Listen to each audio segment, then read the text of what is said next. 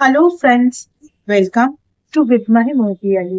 আজকে চলে এসেছি তোমাদের সঙ্গে আরো একটা বিশেষ বিষয় শেয়ার করে নেব বলে। 15th ফেব্রুয়ারি 2026 শিবরাত্রি, এবং এই শিবরাত্রি সম্পর্কে আজ তোমাদের সঙ্গে বিশেষ কিছু কথা শেয়ার করে নেব। দেখো, সকালবেলায় আমরা যে উৎসবগুলো পালন করে থাকি, যেমন মকর সংক্রান্তি কিছুদিন আগে গেল, তারপর গণেশ পুজো ছিল, বসন্ত পঞ্চমী বা সরস্বতী পুজো ছিল। এরকম কিন্তু অনেক স্পিরিচুয়াল ফেস্টিভ্যালস আমরা দিনের বেলায় পালন করে থাকি। সেগুলো না ভীষণ অ্যাক্টিভ, মানে দিনের এনার্জি মানে কিন্তু একটা অ্যাক্টিভনেস এর কথা বলা হয়।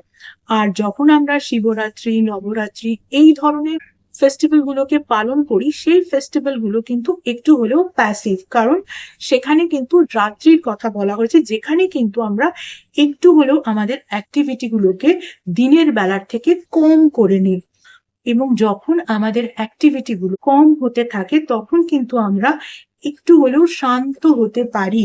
এবং এই শান্ত হওয়াটাই কিন্তু আমাদের যে কোনো রকম মেডিটেশন বা ধ্যানের দিকে নিয়ে যায়। ফলে শিবরাত্রিও কিন্তু মেডিটেশনের সঙ্গে যুক্ত। ফলে এই দিন কিন্তু আর কিছু করো না করো, অবশ্যই মেডিটেট করো। যখন মেডিটেশন করবে তখন কিন্তু ওম চ্যান্টিং করবে। সেটা ওম চ্যান্টিং এর মিউজিক চালিয়েও করতে পারো, না চালিয়েও করতে পারো, বাট মেডিটেট করতে করতে ওম চ্যান্টিং যখন করবে, সেই ভাইব্রেশনটাকে কিন্তু নিজেরা নিজেদের বডিতে ফিল করবে। রাত্রি রিলেটেড যে পুজো, সেই পুজোর সঙ্গে কিন্তু ধ্যান কানেক্টেড। আর যখন বলতেই শুরু করলাম, তাহলে আরো বিশেষ কয়েকটা কথা শেয়ার করে নিই। এবার তোমরা জিজ্ঞাসা করতেই পারো, আমরা বলে থাকি যে শিব আর পার্বতীর মিলনের দিন, এমনিতেও যদিও আমরা তাদের অর্ধনারীশ্বর বলেই থাকি, তবুও এইরকম দিনের সঙ্গে ধ্যানের কি সম্পর্ক? রামায়ণের বাল্যকাণ্ডতে বলা আছে যে শ্রদ্ধারূপী মা পার্বতী এবং বিশ্বাসরূপী ভগবান শিব শঙ্করকে মনের মধ্যে যদি আমরা না নিয়ে আসতে পারি, একত্রিত যদি আমরা না করাতে পারি, তাহলে কিন্তু কোনোভাবেই কোনো রকম ধ্যান করাই পসিবল নয়। কিন্তু এটা বলার কারণ কি? এবার এই শ্রদ্ধারূপী মা পার্বতী এবং বিশ্বাসরূপী শিব শঙ্করের কথা কেন বলা হয়েছে? তার কারণ হচ্ছে যে মা পার্বতী এমন একজন দেবী, তিনি অনেক তপস্যা করেছেন, এবং তার মধ্যে যে ধ্যান বা তপস্যার যে কোয়ালিটি বা যে পোটেনশিয়াল, যে তপস্যা বা ধ্যানের যে শক্তি, সেই শক্তি থেকে কিছুটা শক্তিও যাতে আমরা নিজেদের মধ্যে পেতে পারি, যাতে আমরা খুব সহজে মেডিটেশন করতে পারি। এবং আমরা মনে করি ভগবান শিব শঙ্কর বসে আছেন কৈলাস পর্বতে, আর পর্বতের শেপ মানে ট্রায়াঙ্গেল শেপ।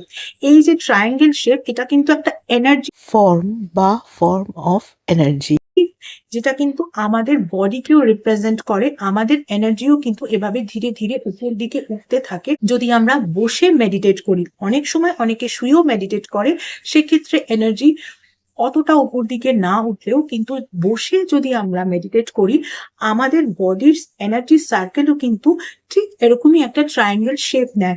ফলে আমাদের মধ্যেও কিন্তু একটা এনার্জি স্টেবিলিটি তৈরি হচ্ছে, আর এই স্টেবিলিটি কিন্তু বিশ্বাসের সঙ্গে যুক্ত। আর যখন তুমি কোনো কাজ করছো শ্রদ্ধার সঙ্গে এবং বিশ্বাসের সঙ্গে, সেই দুটো কাজের যে আউটপুট আসবে, সেই রকম আউটপুট কিন্তু আর কোনো কাজের ক্ষেত্রে আসবে না। তুমি ভালো করে দেখো, তুমি যে কাজটা করো সেই কাজটার প্রতি তোমার একটা রেসপেক্ট তো আছে। তুমি যে কাজটা করো সেই কাজটার প্রতি তোমার একটা বিশ্বাস তো আছে যে তুমি সেই কাজটার একটা খুব ভালো আউটকাম পাবে। যদি তোমার প্রফেশনকে নিয়ে বলা হয়, তাহলে তোমার একটা সেই বিষয়ের প্রতি বিশ্বাস আছে বলেই না তুমি সেই প্রফেশনটাকে বেছে নিয়েছো, যে তুমি সেই প্রফেশনে অনেক দূর যেতে পারবে। তার সঙ্গে সঙ্গে তুমি এটাও বিশ্বাস করো তোমার মধ্যে সেই কোয়ালিটিস গুলোও আছে, তাই জন্য তুমি সেই প্রফেশনটা বেছে নিয়েছো। শুধু তাই নয়, তার সঙ্গে সঙ্গে তুমি তোমার প্রফেশনটাকে কিন্তু রেসপেক্টও করো। ফলে এই রেসপেক্ট আর বিশ্বাস দুটোর ফলে কিন্তু একটা অন্য রকমই আউটকাম হয়। ঠিক সেরকমই কিন্তু আমি বলতে চাইলাম প্রথমে শিবরাত্রির এক্সাম্পল দিয়ে। যেহেতু এটা শিবরাত্রির কনসেপ্টেই বলছিলাম, তাই শিবরাত্রির কনসেপ্ট নিয়েই বলছি যে যখন দুইজন ডেটি অর্ধনারীশ্বর একত্রিত হলেন, তার আউটকাম কি হলো? কার্তিকেয় ভগবান।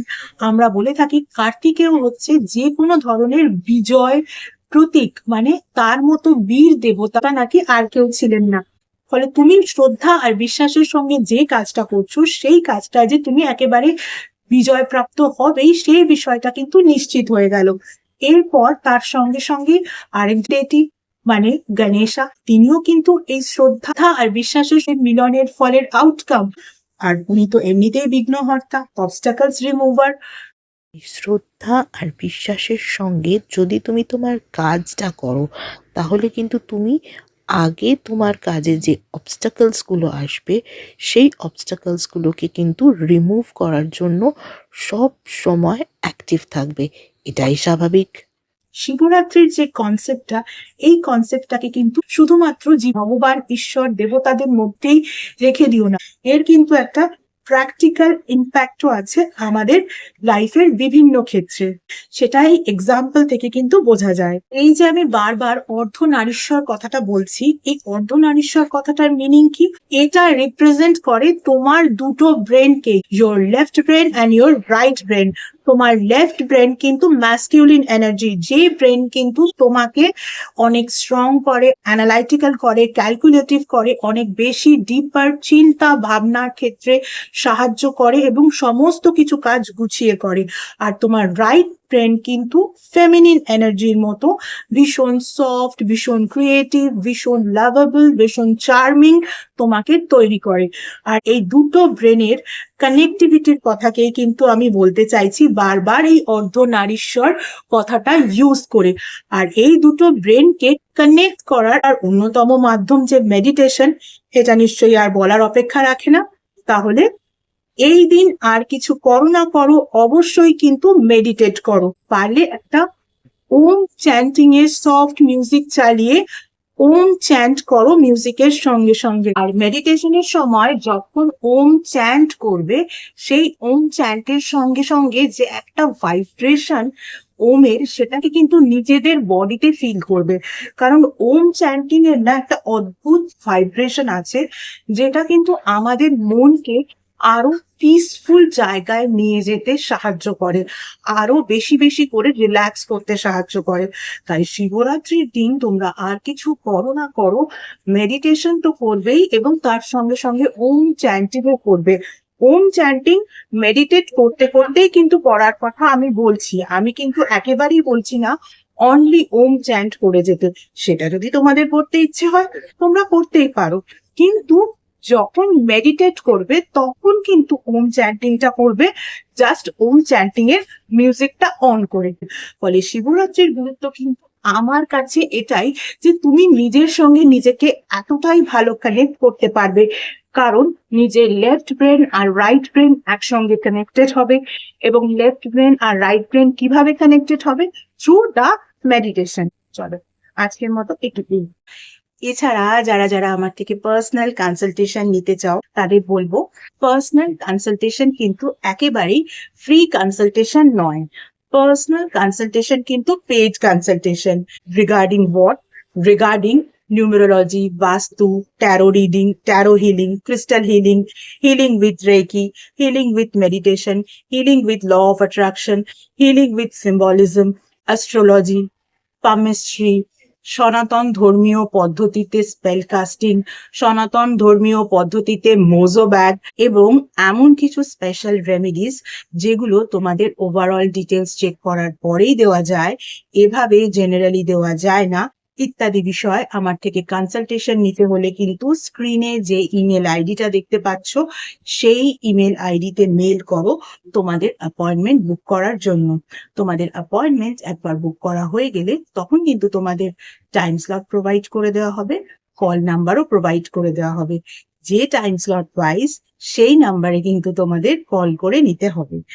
গত 1 বছর ধরে তোমরা যেভাবে আমার ফেসবুক পেজটাকে লাইক, ফলো, শেয়ার করেছো, আমার পেজে তোমাদের বন্ধুদেরকে ইনভাইট করে নিয়েছো, তাদের বন্ধুদেরকেও ইনভাইট করে নিতে বলেছো, ঠিক একই রকম ভাবে আমার ইউটিউব চ্যানেলটাকেও কিন্তু সাবস্ক্রাইব করতে হবে।